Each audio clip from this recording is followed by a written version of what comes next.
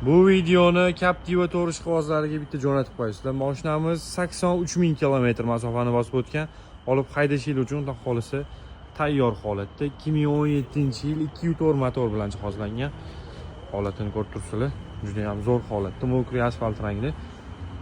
Ideal bo'lib, uzluklari ham yonib turibdi. Kapotlarni ham holatini ko'rsanglar bo'ladi. Bunaqa tosh tegib, chaqilib ketgan joylari yo'q. Qo'l so'lisiga yaxshi balonlar taqib qo'yilgan. Salon holatlarini ham ko'rsatib o'taman. Salonlarning holati ham zo'r holatda. Обязательный Captiva o'tganingizda yaxshilab probeglarni tekshirib olinglar. Bilasizlar, uncha joyda unaqa zo'r tekshirib bermaydi probegni. Qolsa yaxshi ustiga olsanglar, probeglari bilan bemalol tekshirib olsanglar bo'ladi. Hop, kraskasi mana shu ikkita eshigida bor ekan. Tug'ilgani uchun sepilgan dotli, ichlariga o'tmagan. Narxi $15,850. Pastda nomer qoldirib qo'yaman. Bemalol aloqaga chiqib, baraka qolsanglar bo'ladi.